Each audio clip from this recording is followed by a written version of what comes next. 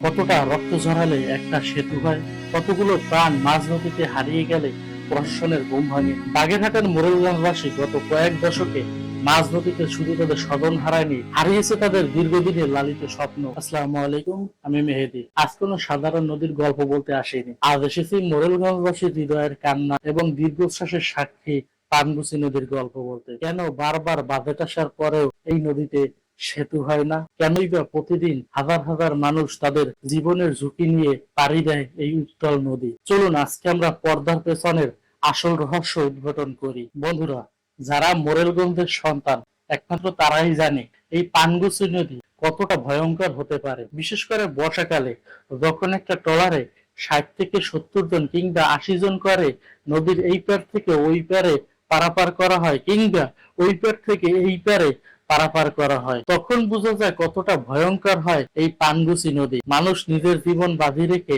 এই নদী ট্রলারে পারাপার হয়। সাল 2017, মনে আছে সেই ভয়াবহ ট্রলার ডুবির কথা, যেখানে অসংখ্য নারী শিশু ট্রলার ডোবার কারণে মারা গিয়েছিল আমাদের এই ভয়াবহ পানগুছি নদীতে। আজও আমরা সেই দৃশ্য ভুলতে পারিনি। শুধু ট্রলার ডোবার কথাই নয়, এখানে কেউ যদি রাতে অসুস্থ হয়ে পড়ে তাহলে নদী পারাপার হওয়া খুবই দুষ্কর হয়ে পড়ে। অনেক সময় দেখা যায় ফেরি পারাপার বন্ধ থাকে, বিশেষ করে শীতকালে যদি কেউ অসুস্থ হয়ে পড়ে আর ওই সময় যদি অধিক কুয়াশা থাকে তাহলে ফেরি চলাচল বন্ধ থাকে। বিশেষ কোনো গর্ভবতী মাকে দ্রুত সময় যদি হসপিটালে নেওয়ার প্রয়োজন পড়ে, দেখা যায় ওই সময় যদি ফেরির কার্যক্রম বন্ধ থাকে তাহলে ওই মায়ের করুণ অবস্থা দেখা যায়। পানগুছি নদীর ট্রলার এবং ফেরি পারাপার হওয়া এখন যেন এক বিভীষিকা। মোরেলগঞ্জ এবং শরণখোলাবাসীর জন্য এই পানগুছি নদী যেন এক অভিশাপ হয়ে দাঁড়িয়েছে। এখন প্রশ্ন হলো, এখানে কি ব্রিজ হওয়ার কথা ছিল না? হ্যাঁ, অনেকবারই এখানে ব্রিজ হওয়ার জন্য আশ্বাস দেওয়া হয়েছে, কিন্তু আজ অব্দি এই পরিকল্পনা বাস্তবায়ন হয়নি।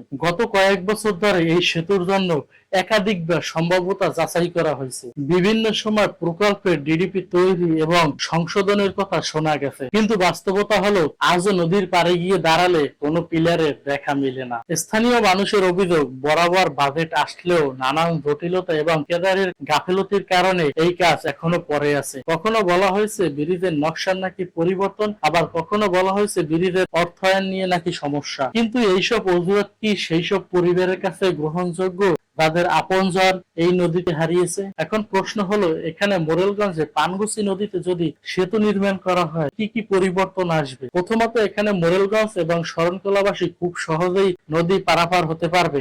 এছাড়াও দেখা যায় যে এখানে সেতু হওয়ার ফলে পুরো দক্ষিণবঙ্গের অর্থনীতির চাকা ঘুরে যেতে পারে। পানগুছি নদীতে যদি সেতু তৈরি হয় তাহলে পিরোজপুর, শরণখোলা এবং বাগেরহাটে সরাসরি যোগাযোগ মাধ্যম তৈরি হবে। এই নদীতে যদি সেতু হয় তাহলে যারা ঘুরতে আসে অর্থাৎ পর্যটকরা খুব সহজেই তারা শরণখোলা রেঞ্জে পৌঁছাতে পারবে, যা পর্যটক খাতে এক বড় ধরনের বিপ্লব আনতে পারে। এখানে যদি সেতু হয়, দেখা যায় রাতে যদি কেউ অসুস্থ হয়ে পড়ে তাহলে ঘন্টার পর ঘন্টা এখানে অপেক্ষা করতে হবে না ফেরির জন্য।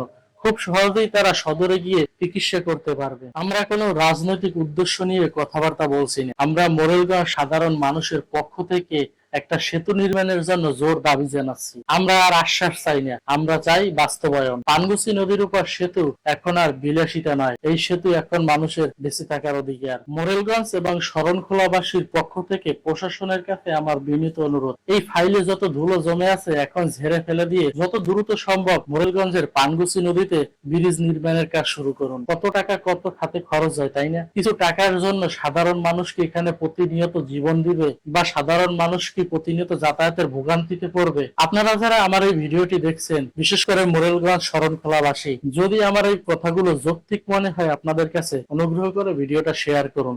দেখা যাবে আপনার একটা শেয়ারে হয়তো প্রশাসনের নজর পড়বে এই ব্রিজের কাজের দিকে। দেখা হবে নতুন ভিডিওতে। ভালো থাকবেন সবাই। আল্লাহ হাফেজ।